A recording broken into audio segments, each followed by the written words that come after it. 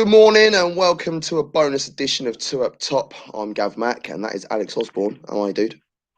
Very well, thank you very much, mate. How are you? Yeah, not too bad, not too bad. Doing the show in my house coat today because I'll do what I want. That's the main reason. Was going to do a show and then we thought, hold on a minute, how much Champions League football's there been on? We need to talk about this. So yeah, that's what we're doing. We're going to talk about a bit of Champions League football, and there's a leak as well about the Premier League fixtures. I don't know how real it is because they're not out until later on this week, but there is a leak of fixtures that are coming out, and this is what they're saying at the moment. The Premier League fixtures are going to be for the opening weekend of the season. Leeds versus Newcastle, West Ham versus Liverpool, Brighton versus Sheffield United, Chelsea versus Southampton, Everton versus Fulham, West Brom versus Burnley, Spurs versus Villa, Leicester versus Wolves, Man City versus Palace, and Man United versus Arsenal opening day of the season, apparently. It's an all right one at the end there, isn't it? Fairly tasty, I suppose. Can't mind too much at that. Well, I don't know how real that is. We're going to have to do a bit more digging on it, but that's what's been leaked at the moment. You can subscribe to our YouTube channel. It's going on the bottom of the screen right now, at Two at Top Football, at Two at Top Football on all social media. And did you know if you put Two at Top Football into Google, we come up first, which is pretty shiny. So yeah, this show we're just going to be talking about what's happened in the Champions League because it's been a madness. Before we do, I just want to put the GOAT team back up as well. That's the Ajax 1995 team. Oh God. I thought we'd had a glitch, a technical issue there, and you just showing up people letting everyone know that's GOAT. I think what you should do, Gavin, I think you should go into your room and show everybody that you talk about this GOAT team, but there's no posters up of any of this GOAT team in your room. With the way you go on there, you should have a shrine in there. Do you know what? I'm going to make one. So screw you all. Whilst we're getting ready for the first game we're going to be talking about, the first game we're talking about is Atalanta 1, PSG 2. That was earlier on at the midweek last week. Football's broken. We all know football's broken. We don't actually know what's going on this season. Everything has just gone to pot. Atalanta, what are they doing in the quarterfinals? Yes, they've had a good season, but then, they shouldn't be anywhere near a quarterfinal, and they were very, very close to a semi-final with goal from Pasalic early on in the midway through the first half. And PSG did everything they could to try and get back into the game, and then it was done. It was done for them. Next thing you know, 90th minute, 1-1, Marquinhos, and then Stoke City legend Maxim Choupo-Moting with the winner on 93 minutes. Well, there's a couple of observations I've got from this match. So the first one is not really an observation for the match. It's more of a tweet that I saw that came out as a result of this. That if Maxim Choupo-Moting plays in the semi-final, plays any part in the semi-final, that means that Stoke at one point in their squad will have had players who've played in the Champions League semi-finals. I think it was 15 of the past 20 years. That's a madness, isn't it? And wasn't there a time when they had 7 former either winners or finalists in their starting 11? When they had Isati, not Isati. It is Isati, isn't it? No, Afellay, sorry. I always used to get Afellay and Isati mixed up because those two. Bojan, was it as well? Yeah, Bojan, Arnautovic, Shaqiri. Shaqiri, yeah. Always used to get Isati and Afellay mixed up because I always used to sign them both on Football Manager back in the day, and they used to just boss my midfield and have someone like Simon Rolfs from Leverkusen holding it down in front of the back four. Quality team that was. Who was that with? I think that was with my Villa team, my Villa save back in the day. But yeah, PSG. They are into the semi-final. They are into semi-finals, and I mean, I feel like obviously with the one game knockout though, now you are going to get, as evidenced by the later games and ones we'll come on to, where an upset, cut set, right, which we call in this country, can happen. Now, the other couple of observations I made about this game was Atalanta, it's like I watched a video on them, which was describing the way that they played, and very much I got the feeling of, and watching them in there, is that they're very much organised chaos. Like their players, it's almost like the Dutch side of the 70s, total football. Like players can pop up in so many different positions, and it's hard to get a bead on where they are. So trying to defend them against them is quite a tough task, especially if you haven't played them before. So you haven't got really a bead on what they do, which is why I think they were able to spring a surprise on PSG and take the lead. Because if I'm rightly correcting, aren't they the top goal scorers in Serie A this season? I think they might be. Let's have a look. I'm pretty certain before the break anyway that they were the top goal scorers in the Serie A before the COVID break. Whether that carried on once it resumed, I don't know. But 98 goals they scored. There you go. Look, 98 goals. So obviously in Serie A, that's a madness. If you ever want to talk, if you want to talk about it. So they did ship 48 as well, though.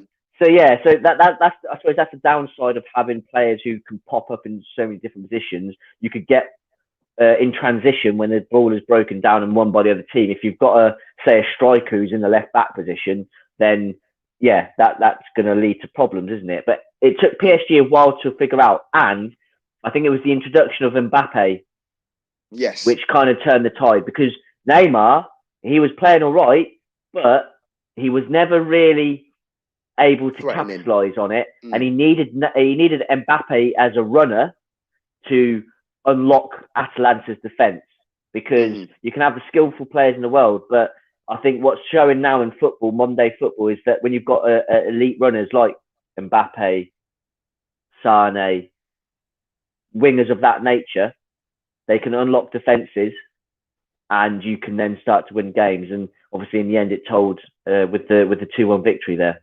Yeah, definitely. So they are into the semi-finals. Who else are into the semi-finals?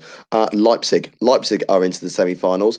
It's actually going to be PSG versus Leipzig on Tuesday night, which is, I'm really looking forward to this game now, because do you know what? Me and my missus was sitting down talking the other day, and she said, "Is there a team that you really like? Who do you support in Germany, so to speak?" And I said, "I don't know.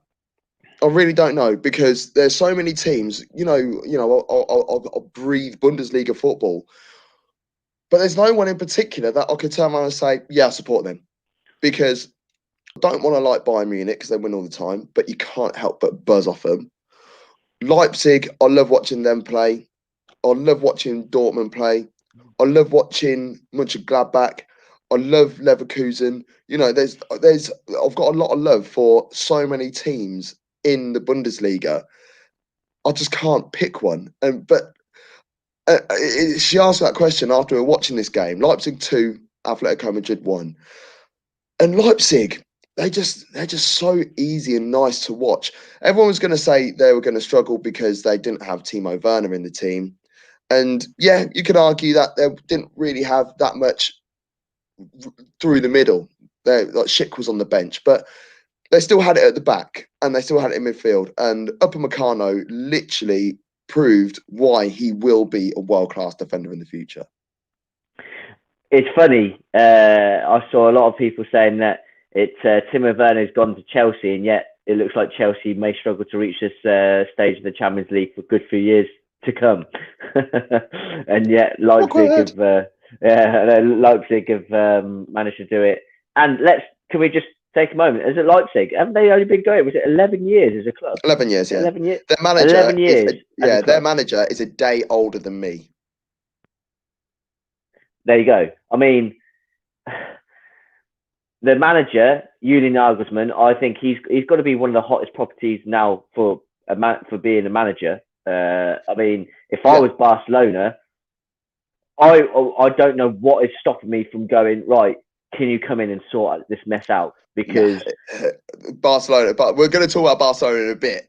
But see where you're coming from with Nagelsmann. Exactly. And the thing is, Nagelsmann also did it with Hoffenheim. He got Hoffenheim into Europe. That's what I mean. So it's when he took over Hoffenheim, they were a mess. That's what I mean. He's got previous showing that he can go into a place where it's not going good, and he's turned it around. He's gone into a place where they've, in terms of Leipzig, where obviously they're a new club, but when he took over, they were at a fairly good level. But he's taken them on further, hasn't he? So he's moved them up. So he's shown he can do different scenarios where he can obviously prove his worth as a manager. Now, as I say, if I was Barcelona, I'd be knocking on the door like, right, come on then, you come and manage us and sort this mess out. But coming back to this game, Leipzig, it was a fascinating game, wasn't it? Because we all know Atletico Madrid, Diego Simeone, he likes to play a very, very strict 4-4-2, make it very hard to break down, and then try and hit teams on the counter attacks, make it awkward for them, play the ball in awkward positions for the opposition that you don't normally find it in, and that's kind of how they've got their success. Now, Leipzig kind of dealt with that quite well, didn't they? Yeah, they're quite astute with that. And that's what I mean. Upamecano was literally there for everything. He made one mistake in that whole game, and it was barely a mistake. It was just an awkward bounce, and it was right at the end of the game. Everything. Anytime the ball went near him, he knew exactly what to do. He was stopping attacks. He was winning the ball. He was driving forward, effectively becoming an extra midfielder when he was winning the ball. It was just incredible to watch him play. Yeah, he had a good game. As I say, I think he still has the odd mistake in him, which will happen as a young defender. It's obviously whether he can.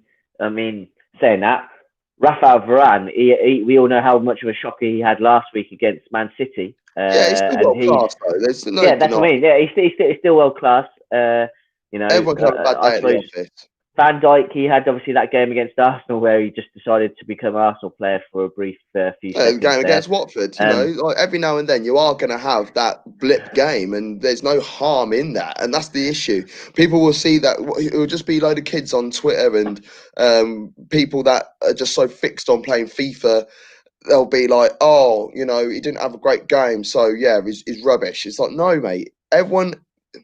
Everyone will have a bad day in the office at some point. There is no player who is consistently 8, 9, 10 out of 10 every single game. It doesn't exist.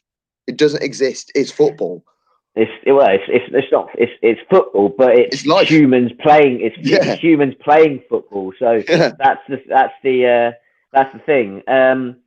But talk about Danny Olmo for a second. Great pickup that they got in mid-season, wasn't it? In the January window, wasn't he playing for? Didn't he come through? Was it Barcelona's youth academy or was it Real Madrid's youth academy? I can't remember which one it was. But he went out to, I believe it was at Shakhtar, I think. No, it's Dynamo Zagreb. Sorry, that's it. Yeah, Dynamo Zagreb. So he played for half season there, and obviously Leipzig then picked him up in January. And he's been an ever-present, really, in their midfield since. And he's got, what was it? I think that was his 6th or 7th goal since he's been at Leipzig. So he's a goal-scoring midfielder. He'll pop up with the odd goal. And that header was a lovely reactionary header because the cross it was kind of fizzed in a little bit, wasn't it? And he had to kind of like head, trying to do the action of the header that he did. But he kind of like get it in, wouldn't you? Do you know what I mean? He kind of like almost like go Gadget, Inspector Gadget neck with his head. And he connected with it. It went into the bottom corner there. He came through the ranks at Barcelona. But then finished his youth career at Dynamo Zagreb and came through and made his senior debut at Dynamo Zagreb. Yeah. So, but Barcelona let him slip through the cracks there. What I will say is, I think we saw kind of some of the hype and some of the talent actually about João Felix. He actually, he looked full of direct running, skillful, pace. He won the penalty. Players. He won the penalty, which I was just going to say was slight out of positioning from Upamecano, because if you look at the move, he kind of steps out a little bit, which allows Felix to come in behind him. Again, I think with experience at this level, Upamecano doesn't make that mistake in the future because he'll know to keep his hold his position. I think what happened, he got drawn to the ball being played in, and it obviously it was a good quick 1-2 there, which allowed him to get in behind, which then cost his other teammates, of course, the foul. But I think that should be more praise on the quick play of Atletico Madrid and João Felix there. I agree. Because they exploited that, and I think because I know Cotton, who obviously part of the Turk top team, and myself have kind of questioned the amount of money that Atletico Madrid did spend on João Felix, thinking I don't see the full hype about him. If I'm honest, I didn't. Everyone can watch a highlight reel, and I'm not being funny. The Portuguese league isn't the strongest league, so no. I wasn't for them to spend that much money on him. I was like, what are you paying for here? Are you paying for image rights here, or are you paying for future talent? What's he got? And he's been okay. He hasn't been bad for Atletico Madrid this year, but he hasn't lit it up. But I think he hasn't lit it up. But there's just show glimpses of what he can do. Exactly, and you've got to also think it's not easy playing an attacking role in Atletico Madrid's current setup. So, I mean, if say for example, if he was playing in Man City setup or a more attacking team, maybe look think of the madness he could probably do for playing for Atalanta, for example, who try and create those insane spaces for their attackers. Imagine what he could probably do in something like that. If he was playing for Leipzig. Exactly. Leipzig have that sort of mentality. Exactly. Yeah. So because we know that Simeone, he prides himself on being. This is kind of like our city. Using a metaphor here, this is our city. We're going to defend it at all costs. You can't breach us, and then we'll counter from there.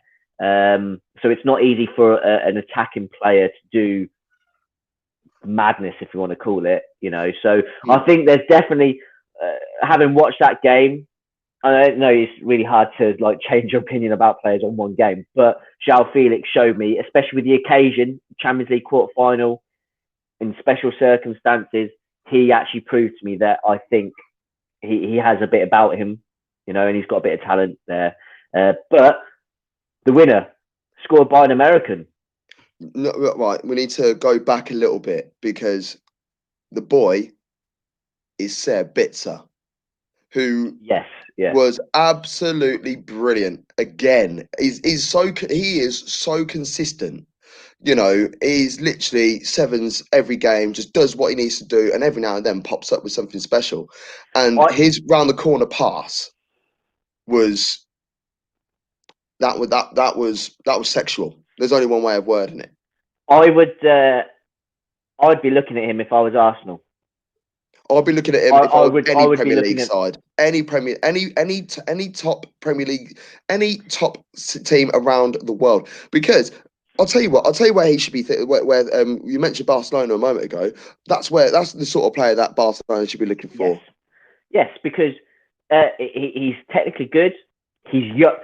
The problem with Barcelona is, in fact, no, we won't get to Barcelona now. We'll get that, but definitely agree with what you say there. He's 26. He's 26, so he's coming into the prime. He's still young enough, and I think he could play one of those. If teams are going 3 midfield now, aren't they? So he could definitely play any of those. He could play any of those three. He could play, and we'll get on to another midfielder who I think could do that as well. He plays for Lyon. We'll get to him as well. But I definitely think he should be a player that a lot of teams should be interested in, and I'll be surprised if they're not. Put it that way. It's one of those things. Attractive name. It doesn't sound like a very attractive name. And I was having this argument on Twitter the other day with somebody about defenders, because there's no world-class defenders. We mentioned this already. And I think we mentioned it on our show last week about Skriniar. Skriniar's up there as world-class. No one's talking about him. It's not an attractive name. Well, I think it's football snobbery, isn't it? If they're not coming from a big European nation or like Argentina, Brazil, then people are like, nah, he can't be good. Nah. So, for example, right, I don't know how true this is, but it was put out there, right? Alphonso Davies, Barcelona had scouted him. And in fact, I think one of the scouts or somebody had recommended him to Barcelona, right? And the president, this is Bartomeu, Bartolomeo, or however you say it, turned around and said, no thanks, he's Canadian. That to me just says football. That's football snobbery in a nutshell. You can't just turn down somebody just because that's where they come from. Thankfully, Bayern Munich were like, nah, we see the undeniable talent that he has, and he signed him. And as I say, going back to Leipzig, an American scored the winner for them, and it's you find players where you find players. It doesn't matter where they come from. Just good scouting, mate. That's what it is. If you do some decent scouting, I'm sure we'll be able to do some scouting via Jed Searson's course, the S4 recruitment. And just a little plug there for Jed. So yeah, it's get scouting, have a look and see what's out there, because there's some world-class talent out there, and sometimes it's right under your nose and you don't even know about it. Well, I mean, it should be, because football's the most popular, most played sport in the world. So by natural order, by natural chance, people who are the best athletes, the best players, who've got the best coordination, are gonna play football. And exactly, there's a comment that's just come through from the for the Love of List podcast. If you haven't listened to those guys, make sure you do. I'm just saying that, I'm putting it out there now. Yeah, we do our top 5 lists, but they do some quality lists as well. Just listen to everyone, give everyone a bit of love. But their comment that they've put on, they've said North Americans seem to thrive in the Bundesliga. Now, yes, they do. There's a little bit about it. It's actually interesting because there's so many American army bases in Germany that when the kids are growing up, they're going to play local football and things like that. Oh, I just lost Alex, but he'll be back in a sec. They go and play local football. So when they're going to play local football, yes, they're Americans. They're going to get better. They're going to be a part of German teams, and they're going to make it into something special, because location means nothing. Location means nothing, and the amount of Americans that, well, the dual nationality, isn't it? Look at Pulisic, his dual nationality. Exactly. I'm trying to think. Think of Sargent, who plays for Werder Bremen, his dual nationality. There's loads of them, absolutely loads of them. Well, I know he gets a little bit of stick for potentially his commentary, and I know quite a few people didn't really rate him as a player. But think back to Owen Hargreaves. Yeah, I mean, I personally didn't rate him as a player, but I'm not. That's a personal preference. I don't think he was all that. You might think differently, and that's the joy of football, isn't it? It's opinions, but he's you can't deny that he's a bit of a pioneer, though. He's definitely a bit of a pioneer. Came across. I know they claimed he played for England, but what is he? Didn't he have? Is it Canadian? It's Canadian heritage. Canadian. Yeah, so he came across, played in the Bundesliga, but he came through at Bayern Munich, and he went on to have a decent career. I know injuries got the best of him at the end there, but it's that kind of play. It's like Jadon Sancho, right? Jadon Sancho is, I think, he'll go. Not only obviously he's going to be he's a top class player. He's going to be a top class player, but he's going to be a pioneer for young English talent going abroad. Because you'll see it more and more. Jude Bellingham has done it. You've had Reece Nelson go abroad. You've got numerous other youngsters who have gone across European, and it just needs one person to do it, be a success or mild success, and other people will follow. 1 million%. Last night saw a shock result, and that was Man City 1, Lyon 3. We were out for dinner. Initially, I didn't really bother. I was like, I'll just catch up with that when I get home. I'll just watch it back, because it's obvious that Man City are going to win that game. But do you know what? That's football snobbery as well. Because last season in the Champions League, they played each other in the group stage, and Lyon took 4 points off them. So who am I to think that they were going to get steamrolled? And Lyon are playing some nice football at the moment. The goals came from Cornet, and Dembele got a brace, and it was an equaliser actually from Kevin De Bruyne, which made things very interesting. And then we all now know the reason why Kane didn't square it to Sterling in front of goal in the World Cup in 2018, because I think every Englishman has had nightmares about that game. And now we know the answer, because he's going to sky it. So there you go. Talking about midfielders, this lad I'm going to mention. I can never pronounce his name, but I don't think anybody can pronounce his name. But we all know who we're on about. It's Hossam Awar. Yeah, we'll go with that. But we'll call him Hossam. You talking about a player who could play all three positions in midfield. That lad can play all three positions in midfield. He can play all three of those positions really well. Yes, exactly. And he's 21, something like that, I think. So it just shows the incredible football factory that France have. They just seem to churn out these players year after year after year in all positions. You've got centre halves, you've got fullbacks, midfielders, strikers. I think France have got to have had over the last 20 years the best youth system bar none. I can't think of a better one than France. Can you? Well, do you remember? I think the closest thing to it is Germany. I really do. And like, if you remember, I don't know if you ever saw them, but there were loads getting bandied around online. It was like you were put in place to try and pick your 23 players to take to the World Cup for France, and they literally had 5 players in every single position, and it's like, right, okay, yeah, that's strong. I've picked this person, I've picked that person, easy. Oh no, but what about X, Y, Z? And we're talking at that point, they had like 5 left backs, 5 right backs, 5 CDMs, 5 MCs, standing midfielders, 5 attacking midfielders, 5 left wingers. I was like, this is an impossible task to make, and I wouldn't want to be Deschamps, because you're gonna have to let some people down. And this is another situation here. They are a hotbed of talent, which is crazy, because the league itself, we call it Farmers League, but I'm not being funny. You're getting Lyon. This is the first time that Lyon have made it to the Champions League semi-final since 2010. PSG are in the semi-final as well. This is the first time since 2017 that they've been in the semi-final, and it's the first time since 1991-92 season that there were no representatives of Spain, Italy, and England in the Champions League semi-final / European Cup. That is ridiculous. And there's 2 French clubs. 2 French, 2 Germans. If you think about the other ridiculous thing, they cut short the League One season. So PSG and Lyon haven't played anywhere near the same amount of games as all the other teams as well. And Lyon, 7th place in the league. Yes.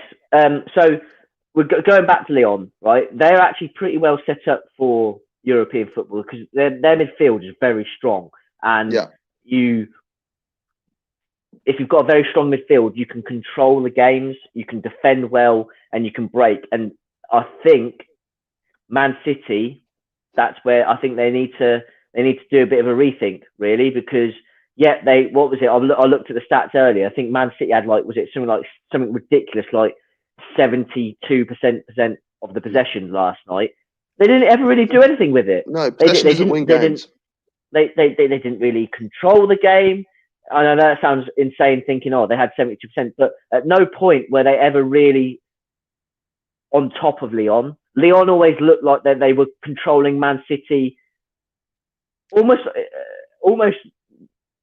from such small percentages, but whenever you saw Lyon, they looked like they could score. That's the thing. And they almost scored in the first 20 minutes as well. Yes. And at that point, I think it was like 20% possession. But that was the only shot on target. And then next thing you know, 3 minutes later, Cornet, it was a bit of a mistake defensively there. And I'm not quite sure of the positioning of Edison either. Excuse me. But yeah, it was really, I don't know, it was really disappointing from City, despite them having so much possession. I do feel sorry for them, though, I must say, because the second goal for Lyon, I think that was a foul in the process. I think he was tripped. See, I thought they were looking at the offside, because I didn't notice the trip. I thought they were, obviously, Awar passed the ball through, and I don't know who led it through his legs, but I thought he looked offside, right? But obviously, he's led it through his legs. Now, you've got 2 schools of thoughts there. You could say, well, he's not interfering in the play, or I could say, well, the ball's gone directly to him and he's let it through, which meant the City players, that could give the City players hesitation, can't it? Because they're like, So I think Lyon were certainly lucky with that goal, but it doesn't matter. They went down and scored. Obviously, the turning point is the fact that Sterling had missed that chance. Literally, well, didn't Leon go up the field from the goal kick? They went up the field from the goal kick and they scored from the Sterling. Well, to make it 3-1. It was a game that I didn't expect to end or turn out in that particular way, and I take full responsibility of being a football snob in that respect. And mate, you weren't the only person. You weren't the only person. I think I certainly thought it would be an easy City win, because I was thinking, City, it'll be City Bayern semi-final, and the winner of that will then go on to win the Champions League. So no, you're not the only one to be a bit of a football snob there.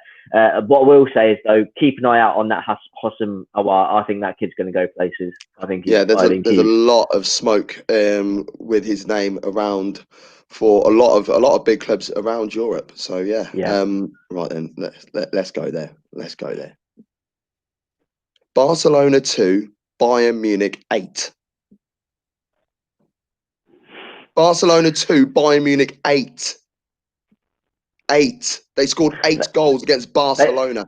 They beat him 8-2 on aggregate in a one game in a one game. Yeah, exactly.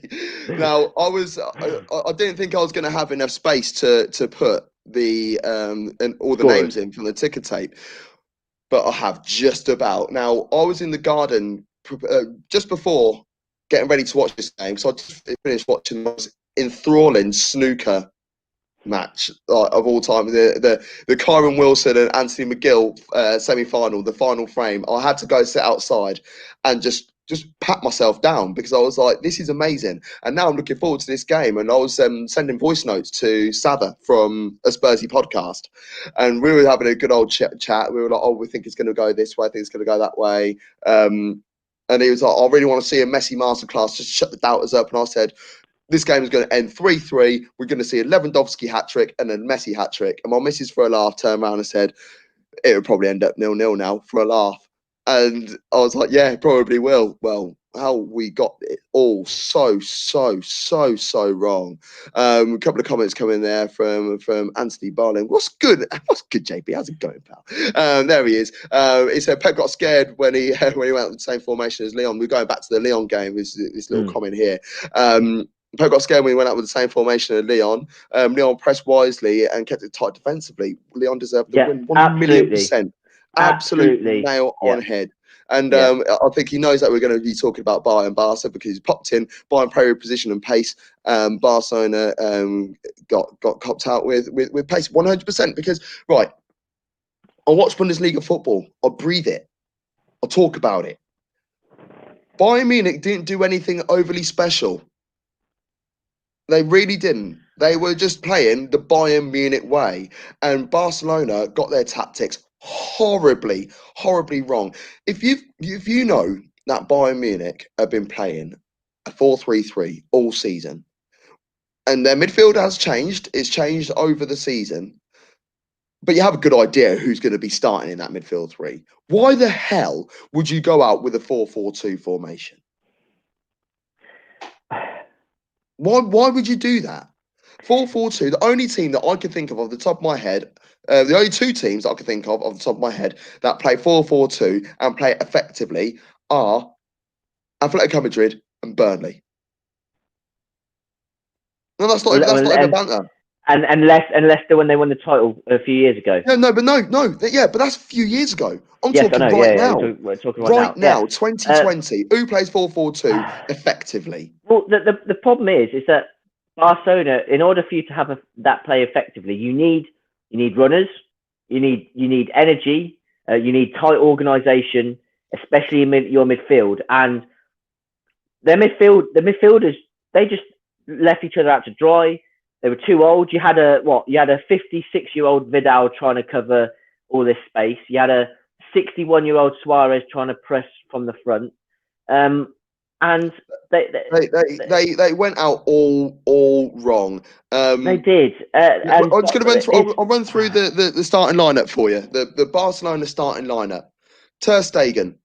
They had Alba, Longley, PK and Nelson Semedo, Vidal, Frankie de Jong, Sergio Busquets, Sergio Roberto, and then Messi and Suarez. That's just not. Where's the balance in that side? Where is the Nowhere. balance in that side? Because it's almost as if he's gone, right, I'm going to Sergio Roberto. I'm sure he's been playing right back for quite a lot of the season. He played a lot of right back this season. But that midfield just screams like, oh, we're going to play 4 central midfielders. Okay, right. If that's the case, then if you're going to play 4 central midfielders, you'd think that they'd be really tight and narrow, and they're trying to overload that 3 in the middle. They didn't. They were like spaced out. Yeah. Whoever was playing wide, I think Sergio Roberto played wide, and I think it was Vidal. They didn't tuck in. They didn't help. Sergio Busquets, he needs to be retired. All of a sudden, he needs to hang up his glittering career and think, right, I need to go, right? Because we all know Messi's what 32, 33. He's not got the energy. He's not got the energy anymore. So he's not going to be tracking back. Well, there was proof of the Suarez one because both teams played a really high line. Both teams played a really high line. I'll run through all the goal scorers in a few moments, but there was one opportunity. It was 1-1 at this point, and a ball got played over the top, and Suarez from 4 years ago, it would have been gone because he was still about 40 yards from goal, and he would have been gone. But Hernandez was there. I was like, no, mate, get out of the way, mate. Get out of the way. Not Hernandez, Alaba, sorry. Was like, no, get out of the way. I'll allow that. And literally just swept it off him, and off they went up the other end. So the goal scorers. Bayern Munich, with their 8. Thomas Muller got a brace. Perisic, Gnabry, Kimmich, Lewandowski with his 54th goal of the season, and Coutinho with a brace. Barcelona's goals came from an Alaba own goal on 7 minutes, and Suarez did take his finish very well. In fact, all the goals I thought were taken really well. Even the own goal was pretty shiny. There were 8 different assisters for Bayern as well. So that's just showing teamwork and depth. Lewandowski's turned into a bit of a team player as well. Despite him still scoring 54 goals in all competitions this season, he's a very team-based player. He wasn't snatching at opportunities. He had a couple of opportunities which he was unfortunate for, but he was very much link up, look out for my teammates. Can I lay it down? Can I flick one on? And how much has that benefited Bayern? Well, not only that, it allows players like Gnabry to come in and shine. I mean, he's got to be one of the best wingers in the world, right now, hasn't he? Yeah. Him, Sane, Sancho. Tony Pulis knew what he was doing, eh? Yeah, exactly. Christ alive. Well, I say that. That whole situation, but maybe here's the thing: maybe Gnabry doesn't quite turn into the player he is now if he doesn't go through that ordeal.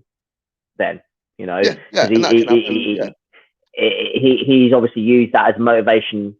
Americans call it chip on the shoulder to motivate him to realise, actually I have got this talent.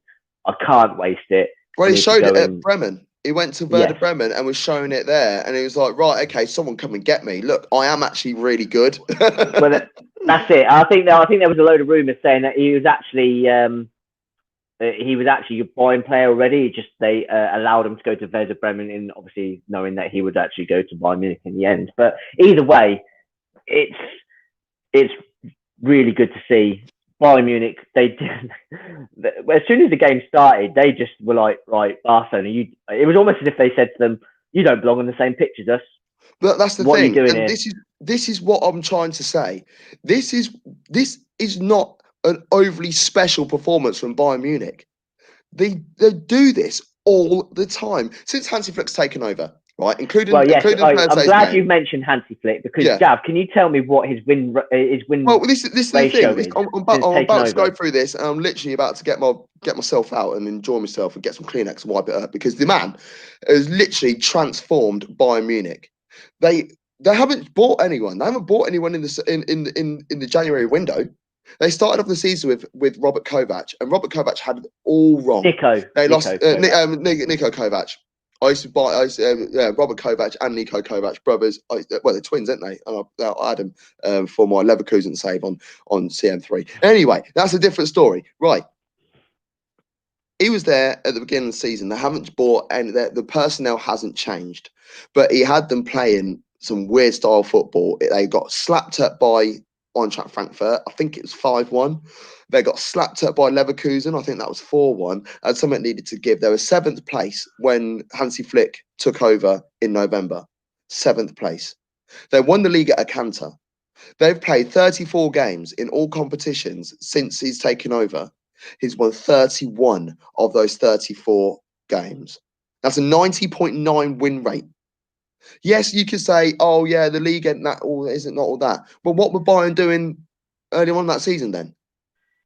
I think it just goes to show how badly mismanaged Niko Kovac did. Yeah, exactly. Because I'll flip back to Leipzig a little bit as well, because Leipzig were doing really well this season in the Bundesliga, but their home form let them down, and there was still a chance of those winning. They kept drawing, winning the league. They kept on drawing. They failed. They only won 1 of their last 9 home games in the league. Leipzig. There you go. So how can you do that? Away from home? Brilliant. I believe. Don't quote me. I believe that they're unbeaten away from home this season. If not, they've lost 1 away from home in the league all season. So their home form let them down. Whereas Bayern were like, no, we're going to change the style. We're going to do this. We're going to give some freedom to the players. And that's what's happened. They have scored 155 goals in the league. 155 goals in all competitions this season. Can you imagine that? 155 goals. Everyone's scoring. Everyone's chipping in with goals. It's the 19th time that they have scored at least 4 goals in a game this season. And it's the second time that they've scored at least 7 goals in a game. Do you know who the other one was against? Spurs, wasn't it? Yes, it was against Tottenham. Correct answer. Well done. You get a gold star for that. But no, Barcelona were not at the races. But this is what Bayern are about.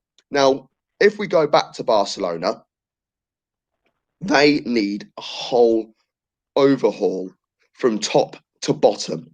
They haven't got any decent, true, genuine Barcelona style players that maybe that's the problem, Gav. To play. That's the problem. As we go back to that comment about that tweet I saw about Alphonso Davies, maybe they just think, oh, we can only get players in who play the Barcelona way. Well, no, football's it's a global game. You can't just pigeonhole yourself into such a narrow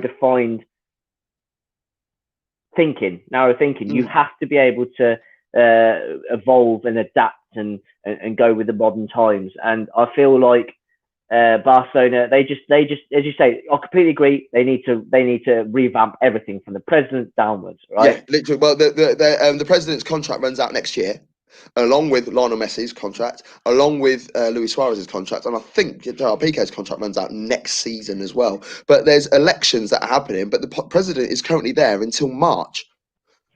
So they're putting out the nominations for the presidency in the next few weeks. It needs to change now. There's not enough time. There's not enough time to sit there and wait. It's the first trophyless season for Barcelona since the 06-07 season, and that was under Frank Rijkaard. And Frank Rijkaard got the sack, and the next person in was Pep Guardiola. And I'll segue into that nicely because Ant has also put: do you think that Pep never succeeded in Europe with Bayern and with City because they never had Messi? Well, I mean, it's hard to argue against that because he's not come close. He's not come close really to winning the Champions League since he left Barcelona. Hasn't made a final since he left Barcelona. He's made a couple of semi-finals, I think, 2 or 3 maybe. They've been knocked out 7 times in a row. 4. He's been knocked out at least at the quarters. So he's either lost in the quarters or in the semis for the last 7 seasons. I think there is something to what Anthony said though, right? Because it almost, like for example, last night he changed to a back 3. When have City ever played a back 3 in a game this season? Why the hell? Try to be clever. Why the? Do you remember that game? Remember that the famous Boateng when he fell over against Messi when Messi dribbled round him game, right? Yeah. And Boateng just literally did a good appearance of just of a building getting demolished, right? In that game, remember, Pep went with I'm going to man mark every single player of Barcelona with my Bayern team, where they had never done that again. The whole entire thing. He tries to be too clever, too hip. I feel like Pep is too hipster. He tries to be too clever. He tries to get out of his box, thinking. You were talking. Do you know what? Right.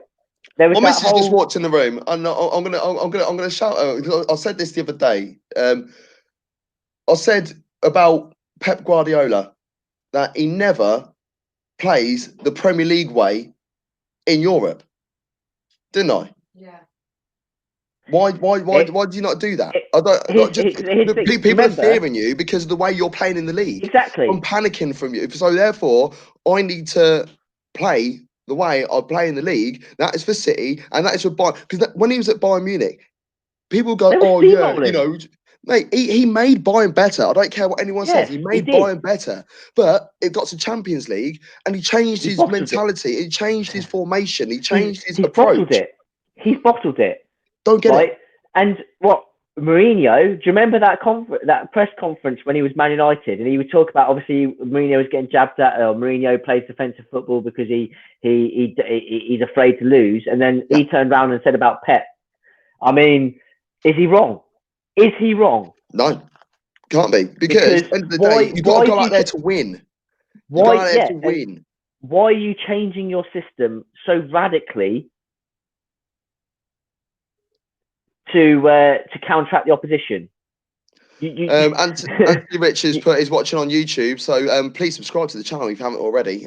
At Top Football on all social media, and you're watching on YouTube, so just click the subscribe button. That'd be lovely. But Anthony has said. Puts too much pressure on himself. Yeah, it's got to be. Yeah. It's got to be a pressure thing, hasn't it? It's a multitude of things. As I say, puts pressure on himself.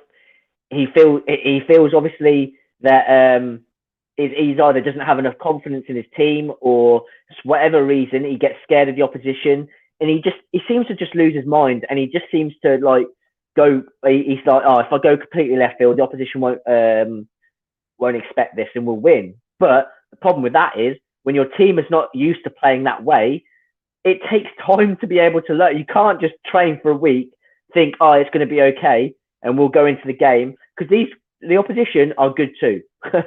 Yeah. Funnily enough, they're good too. So they're not. You don't see any other coaches doing a complete radical change. They might sort of tweak the system here, players' roles and tactics within that, but they still have the base that they have. Do you know what I mean? Exactly. A lot of teams have two main like staple formations, don't they, sort of thing? Yeah. And I look at Man United and I look at Arsenal. Both teams have the same sort of thing. Arsenal in particular, they're a 4-3-3 team.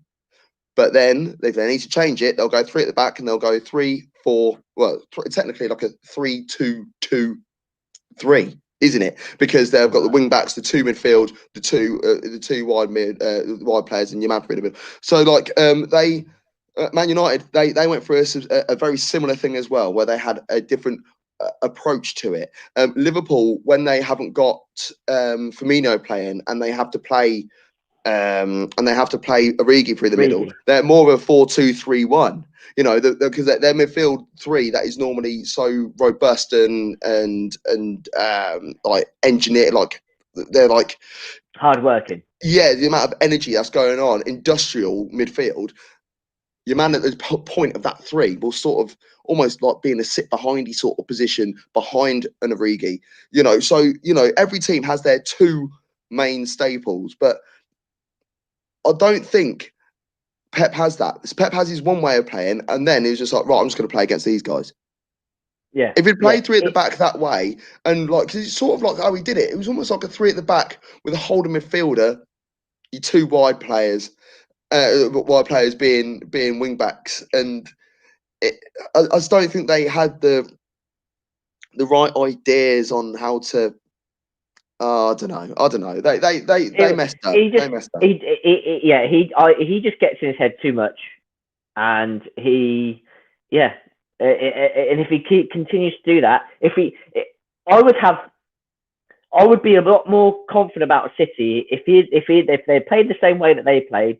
You know, the players were used to it, but Leon had beaten them because, and you just hold up, okay, fair enough, Leon were a better team on the night, but there's ways you can correct that. You know, you can recruit, You can get better players, younger players. I mean, Fernandinho, he's not getting any better. Well, he's not getting any younger, is he? He's 35 now, isn't yeah, he? exactly. I think they do need to sort out that midfield. I think, and they need to sort out what they're doing defensively.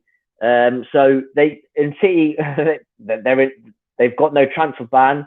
They're in Europe next season, so they can easily go out and rectify those issues. But it's all going to count for nothing if Pep's just going to carry on losing his head when it comes to the games that really, really matter. Mm. Does Pep think, screw this, I've had enough? What? And just finish his management? Where'd he go next? Who knows, mate? Maybe he goes back to Barcelona and he triumphant return and leads him back to former glory, or he goes to be Spain manager, or he just might finish management entirely. I don't know. I can't really see him managing in Italy. He might do. He probably go to Juventus, but then you've got to think, well, where's the challenge in that? Where's the challenge in managing Juventus in Italy? The thing is, I don't think the challenge is. I don't think he's really fussed about the challenge of going out to win a title. No, I think the challenge is going out to get a Champions League, and that's where we go back to Anthony Rich's point about putting too much pressure on himself, because he knows that he's going to come first or second, more than likely first in every league that he plays in. But what about the Champions League? He's not won it since 2011. 2011. Yeah, it was Barcelona.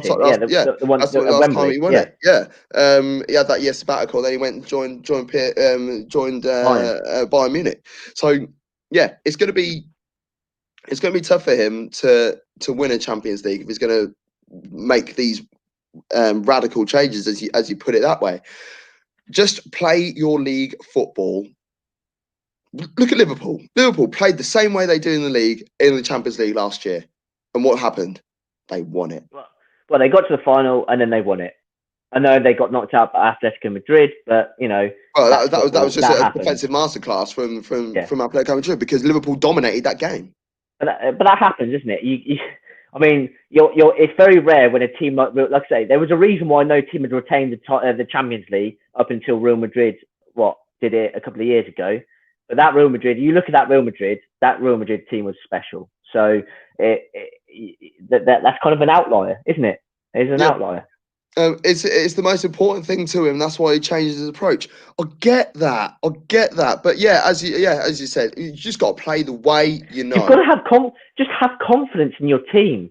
No team really changes their mentality too much when they're going to play a Champions League. Bayern Munich, look, Bayern Munich have not changed the way that they play in the league. They, as I said, the stats I was giving you before, they've won 19 games out of 34 games under Hansi Flick by scoring at least 4 goals in those games. They go out there and get in your face. They've got 3 midfielders. They've got Goretzka, who is world class.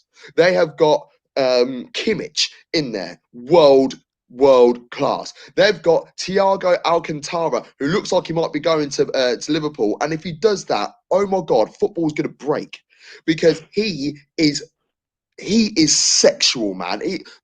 Those 3 in midfield. No, honestly, you see the touches. The ball comes down. Like when we talk about when we were talking about back in the day, decent touch of the player of ball. We'll mention Dennis Bergkamp in there for a decent first touch. We'll mention Berbatov in there for a decent first touch. We'll mention Ronaldinho being the king of touches. Well, I'll tell you, went far behind Zizou. I'll tell you, went far behind Thiago, mate.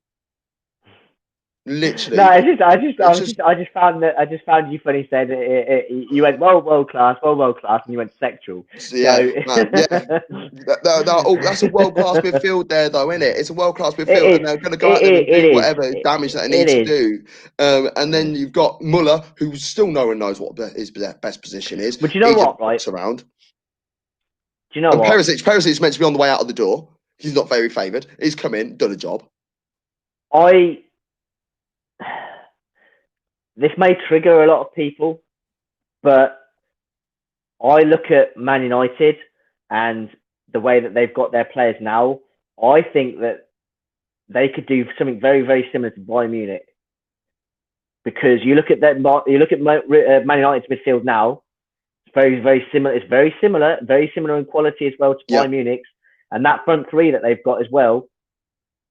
Man United are a threat next year. Man United are definitely. I think Man United is going to be a huge threat next season. It's just a case of what can they just beef the squad out a little bit, because you can't expect that 12, 13 players to carry the bulk of the season. It's a long, hard season, so they're going to need to flesh out the squad. Which I think I know people. I was having this discussion with some of the lads that I play cricket. I was talking to them yesterday, and they were talking, "Oh, we don't need Sancho. We don't need Sancho." United need Sancho because you need him for the squad. You need him to provide a lot of keep players fresh. You can't rely on Mason. You can't rely on Mason Greenwood at age 18 to play 50 plus games in a season because he will burn out. He will suffer injuries, and it just can't happen. And you can't have someone like Daniel James, who is okay, but he's not. I don't think he's at the class. He's not at the class that Man United require. He's a good third or fourth sort of string. You want to use it at that. So they need Sancho, I don't think it's all that at all. Dan James, he had a good couple of games, like flash in the pan. Man United are 3 players away as it stands. What 3 are you going for? What 3 are you going for? Yeah, well, what 3 are you going for? I don't know if there are as many as 3. To be honest with you, I don't think there are as many as 3. We might as well give a little mention to the Euro Soccer Cup minor leagues, and big game tonight for Man United. Ollie's got no excuses. If we lose tonight, Man United have got plenty of pace. Ollie tactically needs to get it right. Look, I think they had a statement of intent when they put their lineup out against Copenhagen. It was just a very inspired performance from their goalkeeper. Yeah, their keeper and the woodwork just conspired their. Man United. Let's say this now. Man United started that game quite poorly, and Copenhagen could have jumped on them because we were talking about it in the chat, weren't we? But from the 20 minutes onwards, Man United absolutely dominated that game, and they probably the scoreline definitely didn't reflect the nature of that game at all. No, it didn't. That was a Man United dominance performance in the end. It was. So they've got Sevilla tonight. I am going with the Man United win in that. And then it's going to be an interesting game, though. It will be an interesting game because Sevilla aren't a bad side. No, they're a good I think side. Man United have got good quality. I think it all depends on United's lineup, really. Yeah, I think.